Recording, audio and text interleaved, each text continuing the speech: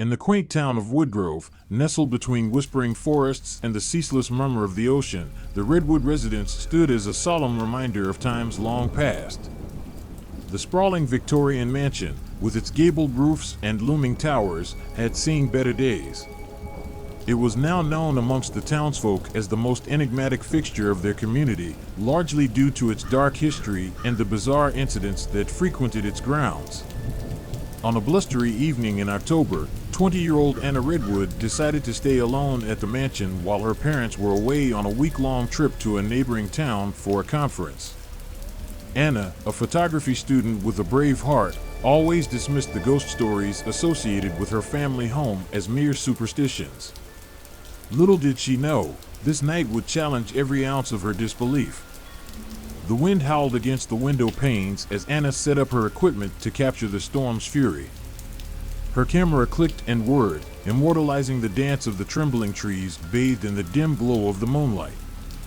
It was during this quiet focus that she first heard it, the soft, unmistakable sound of a piano key, followed by another and another in a melancholic melody. The problem was, the old grand piano in the living room hadn't worked in decades. With a flickering candle in hand, Anna tiptoed down the creaking staircase. The notes grew louder, more insistent. As she entered the living room, the melody halted abruptly. The lid of the piano was closed, and the candlelight cast eerie shadows on the walls, making the family portraits seem to stare at her with somber, hollow eyes. "Hello? Is someone there?" Anna's voice was barely above a whisper, her heart racing as she spoke. Silence answered her. Just as she turned to leave, a cold breeze swept through the room, extinguishing her candle and shrouding her in darkness.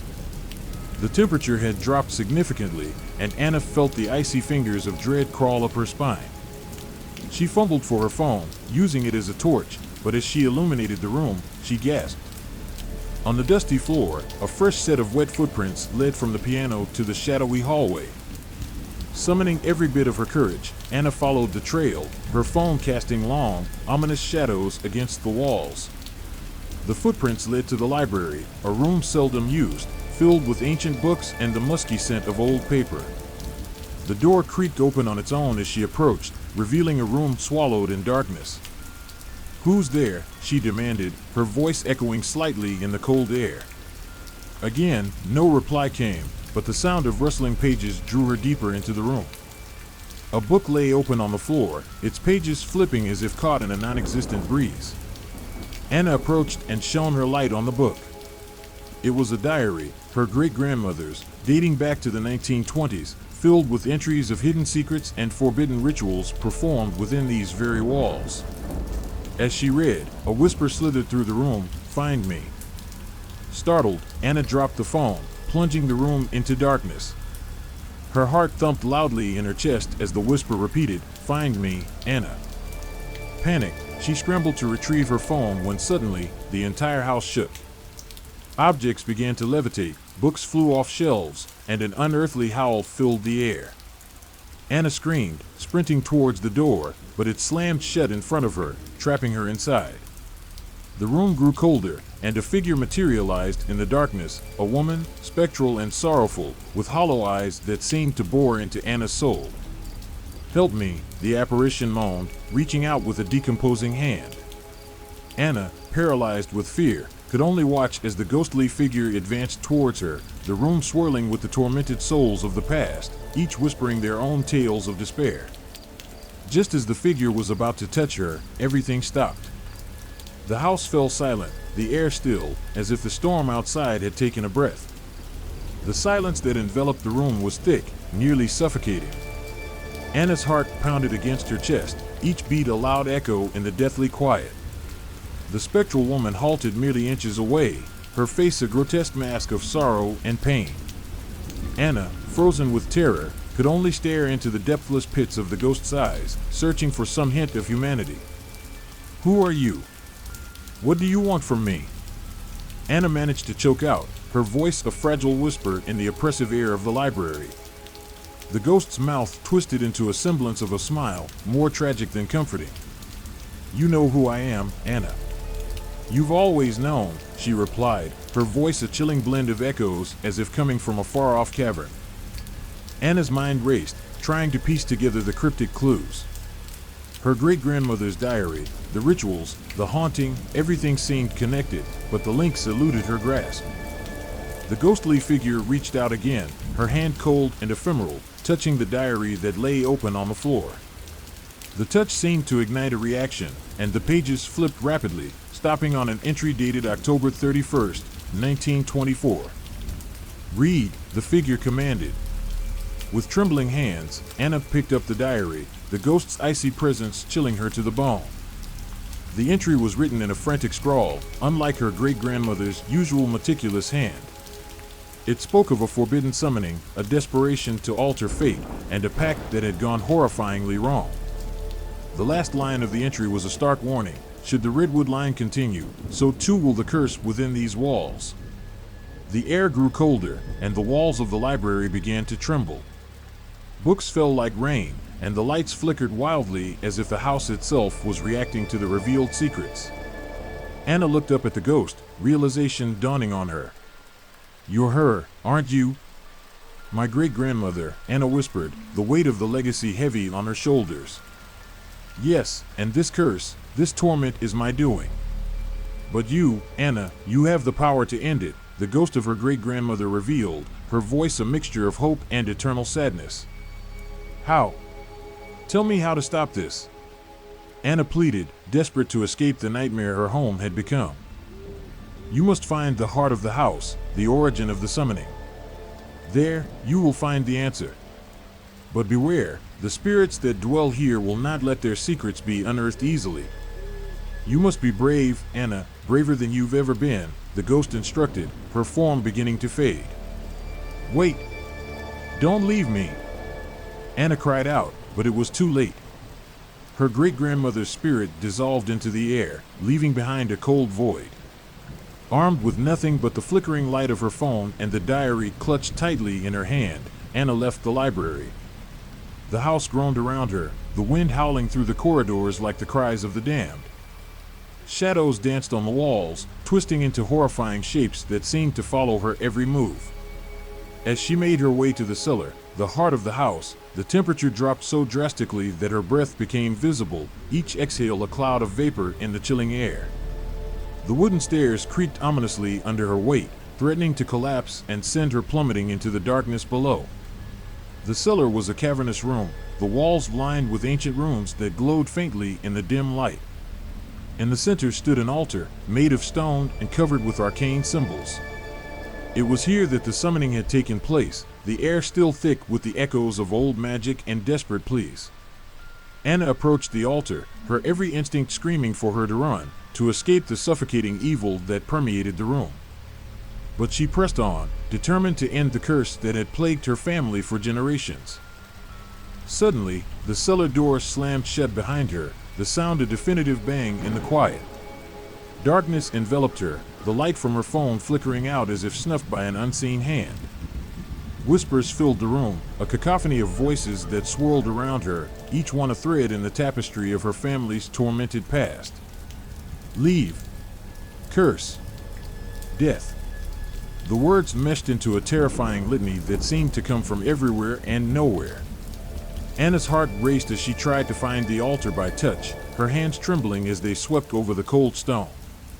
Just as her fingers brushed against the ancient runes, a violent force lifted her off the ground, throwing her against the wall.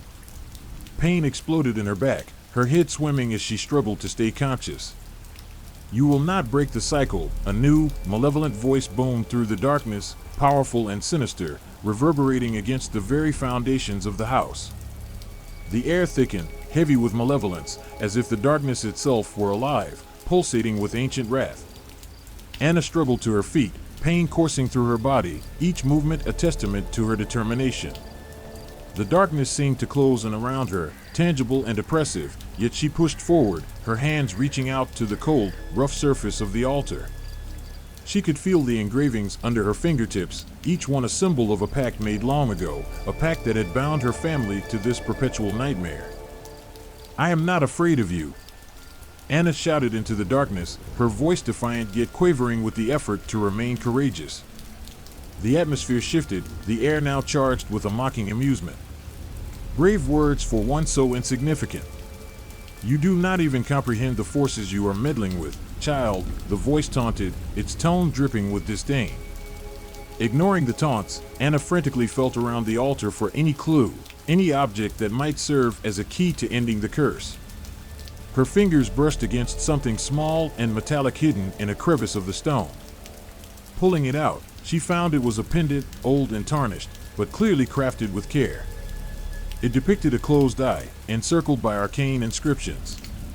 As soon as her skin made contact with the metal, a surge of visions assaulted her mind. Images of her great-grandmother, young and desperate, performing the summoning ritual, the spirits rising, their forms twisted by grief and fury, the binding of the curse to the redwood lineage.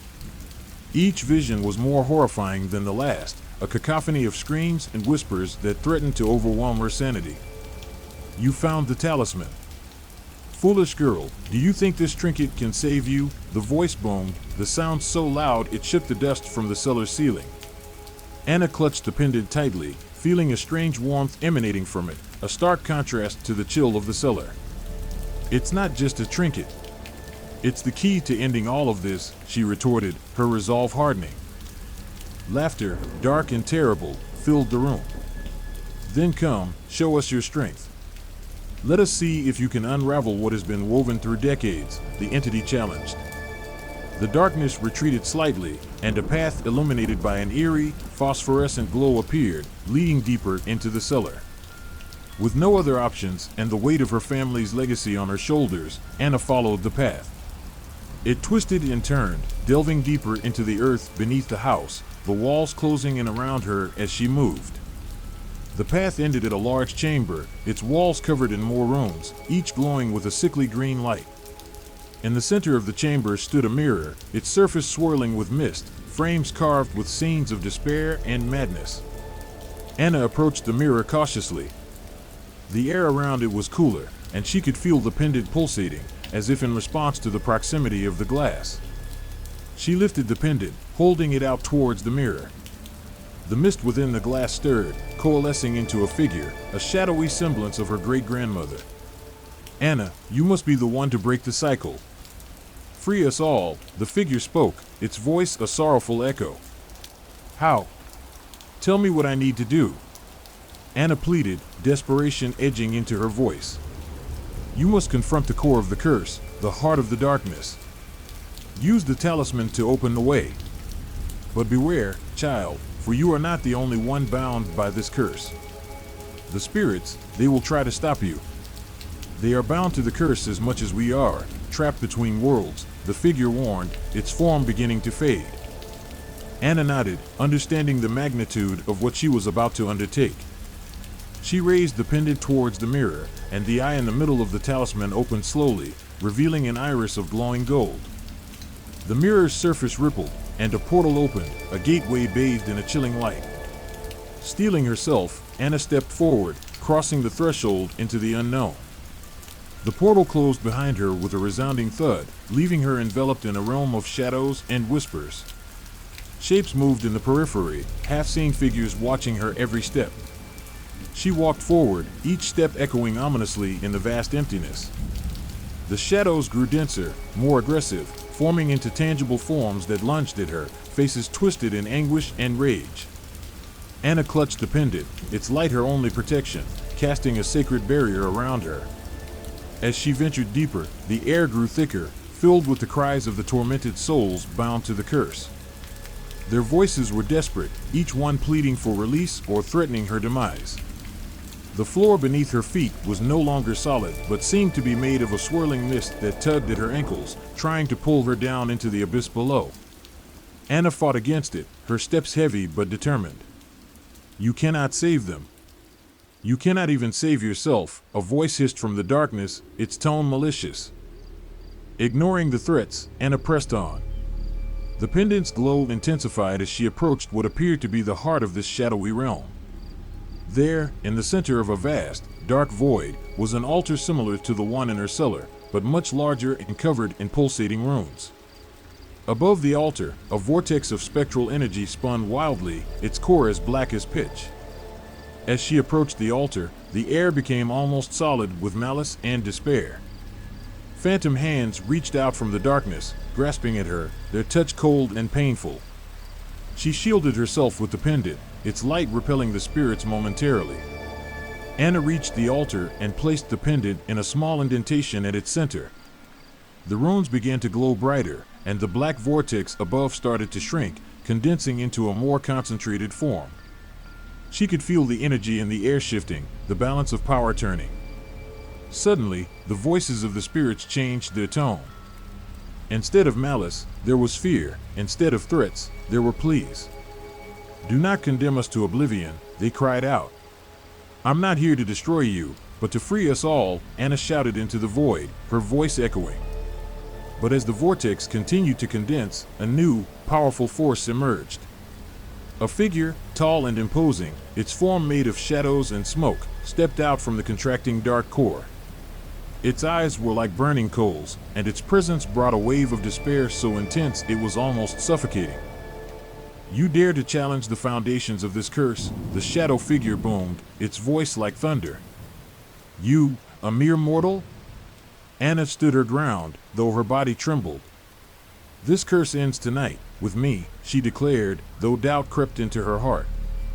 The shadow laughed, a sound that chilled Anna to her core. "Foolish girl, you do not end the curse, you only transition its guardianship. Will you sacrifice yourself for them?" it taunted, gesturing to the myriad of tormented souls circling around them. Anna felt the weight of the shadow's words. Was she merely a pawn in an eternal game, destined to become the next guardian of this cursed place? Her mind raced, searching for another way, a true end to this cycle of suffering. As the standoff continued, the shadow began to advance, its form growing, enveloping light and hope with each step. Anna backed towards the altar, her mind efforts.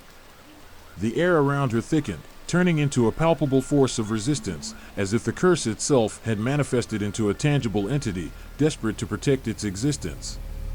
Anna felt the power of the talisman grow hot against her skin, its energy surging as if in response to the challenge. She tightened her grip, her knuckles turning white, the golden light now blazing like a sun in her hands. The monolith, sensing the threat, unleashed waves of dark energy, shadows that moved like liquid, reaching out to snare her, to drag her into the depths of despair that had claimed so many of her ancestors. But Anna stood firm, her resolve fortified by the memories of her family's suffering, the stories of haunted nights filled with cries and whispers. With a defiant scream, she thrust the talisman forward, the golden light slicing through the darkness like a blade.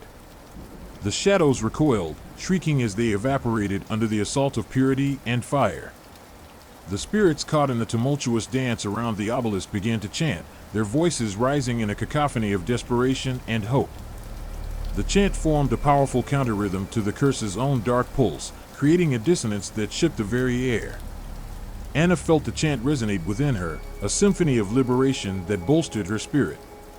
"Break! Break! Break!" the spirits intoned, their voices gaining strength from her efforts. The obelisk vibrated, its surface now covered in a network of fractures, each glowing with the same golden light that emanated from the talisman. The chains that bound the spirits vibrated, the links glowing hot with the energy coursing through them. Anna, her body and soul pushed to the brink, knew this was the moment. Gathering every ounce of her will, she channeled her energy through the talisman, directing it at the heart of the obelisk. The light exploded in a radiant burst, enveloping everything in blinding brilliance. When the light dimmed, Anna found herself standing in the eye of a storm, the winds of released energies swirling around her. The obelisk stood silent, its surface cooled and darkened, the fractures deep and menacing. Yet, it remained intact, the curse not broken but clearly wounded. The spirits, their chains loosened, floated around her, their forms less tormented, their faces showing glimpses of peace. They were not yet free, but the chains no longer bound them with the same ferocity. Anna knew in her heart that the battle was far from over. The curse had retreated, gathering its strength for another assault. She had heard it, challenged it like no one before, but it was old and cunning, woven deeply into the fabric of her family's fate. Tired but undeterred, Anna looked around. The chamber had changed. The walls were no longer flesh-like, but stone, cold and hard. The atmosphere was less oppressive, the air easier to breathe. She had changed something fundamental, but the victory was partial, temporary. She turned her attention back to the talisman. The golden eye, once vibrant and fiery, now looked dim, its light subdued. Anna realized that the talisman needed to recharge, to gather strength from the light of the living world. She had to return to the surface, to the realm of the living, to prepare for the next encounter. As she made her way back through the labyrinth and corridors, the darkness seemed less absolute, the shadows less menacing. The whispers of the spirits followed her, a murmur of gratitude and renewed hope. Anna knew they were far from being saved, and so was she. The curse would strike back, she had no illusions about that. But now, she carried with her the knowledge of its fear, its vulnerability. Emerging from the cellar, Anna found herself in the familiar surroundings of her home. The storm outside had passed, and in its place was a calm, quiet night, the stars visible through the broken clouds. She felt a connection to these celestial bodies, their light a distant but comforting presence. In the days that followed, Anna prepared. She researched old tomes, consulted with experts in the occult, and gathered items of power. She knew the next descent into the darkness would be more perilous, the curse more prepared. But she also knew she was not alone. The spirits of her ancestors, and the very stars above, watched over her. Night fell once more over the Redwood residence, the mansion quiet but alive with the energies of battles past and those to come. Anna stood by the window, looking out at the shadowed grounds, the talisman in her hand gently warming, its light growing stronger. The curse was still there, a lurking threat woven into the very stones of her ancestral home. But now, she had faced it, challenged it, and would do so again. Anna was no longer just a resident of the haunted Redwood mansion. She was its guardian, its challenger, its last hope. As the moon crested the horizon, casting silvery light across the brooding landscape, Anna felt the weight of her legacy and the burden of her imminent confrontation. Tonight was the night she would face the curse head-on in its den, a final battle to sever the dark tendrils strangling her family's fate. Armed with the rejuvenated talisman and an arsenal of arcane knowledge, Anna descended once more into the bowels of the house. The air was charged with a palpable sense of anticipation, as if the house itself was holding its breath, waiting for the outcome of this inevitable clash. The path to the cellar was no longer just a route, it was a passage through generations of whispered regrets and unfulfilled dreams. As she walked, the walls seemed to whisper secrets of the past, each step forward a defiance of the dark legacy left by her ancestors. Reaching the chamber, Anna found the environment transformed. The obelisk at the center pulsed with a dark energy, more potent than before, its surface slick with a shimmering miasma that seemed to defy the golden light of her talisman. Around it, the spirits swirled in a furious torrent, their chains clashing against the stone floor, creating a cacophony of metallic dissonance. Anna stepped into the chamber, her presence immediately drawing the fury of the swirling energies. The air crackled with dark electricity, the obelisk's power reaching out, attempting to overwhelm her. But this time, Anna was not alone. Accompanying her into the heart of darkness were the artifacts and talismans she had gathered, each imbued with protective and purifying properties.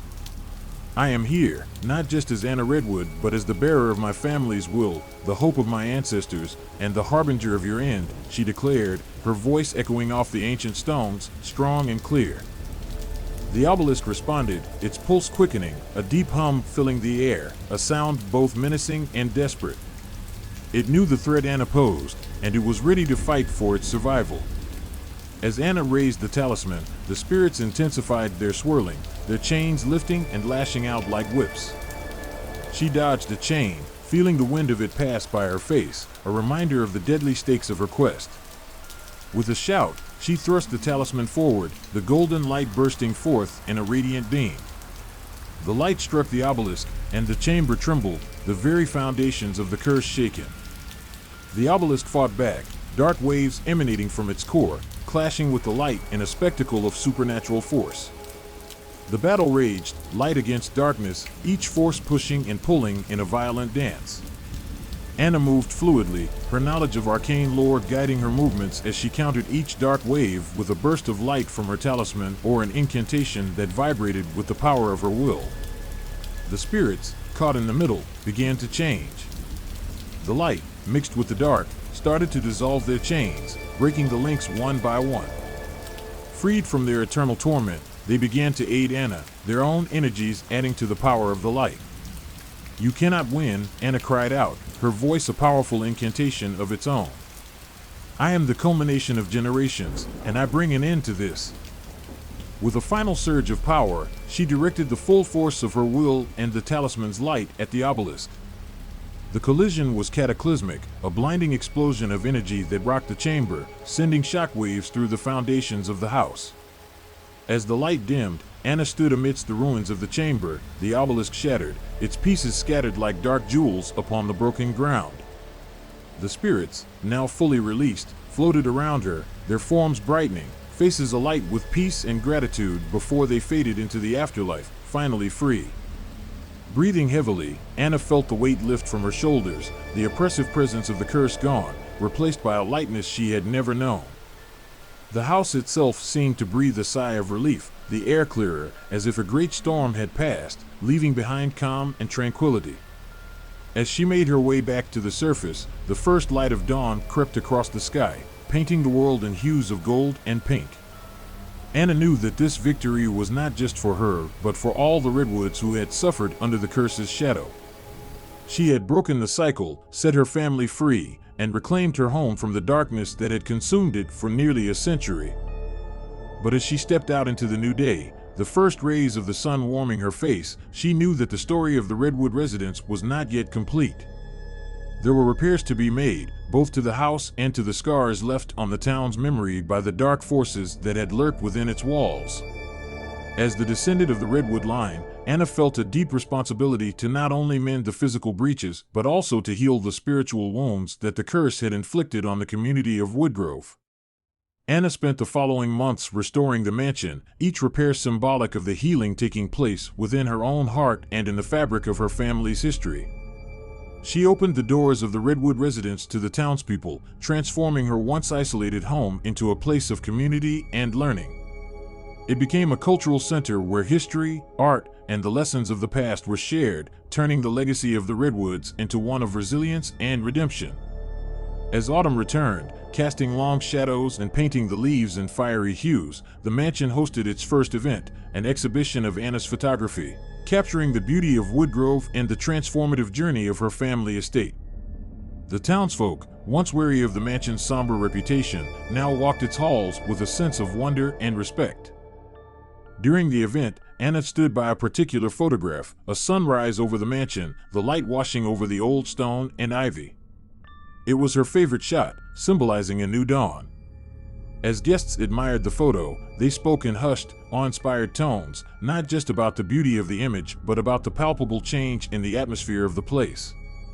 "It's like the house itself is breathing a sigh of relief," one visitor remarked, a sentiment that many shared. As the day faded into evening, the last of the guests departed, leaving Anna alone in the gallery. The mansion was quiet, the kind of silence that speaks of peace rather than abandonment. Anna walked through the rooms, each step resonant with the memory of the night she had faced down the curse, a stark contrast to the warm, inviting glow of the lamps now lighting the corridors. She paused at the grand piano in the living room, its surface gleaming under the soft light. A smile touched her lips as she remembered the eerie melodies that once haunted its keys. Compelled by a sudden impulse, she opened the piano and began to play. The music that filled the room was gentle and melodic, a lullaby for the house and its spirits. As her fingers danced across the keys, Anna felt a presence beside her. She didn't start or falter. Instead, she continued to play, knowing instinctively that the spirits of her ancestors were with her, not in anguish, but in peace. The feeling was comforting, a confirmation that her efforts had not only liberated them, but had also restored their rightful place within the walls of the Redwood residence.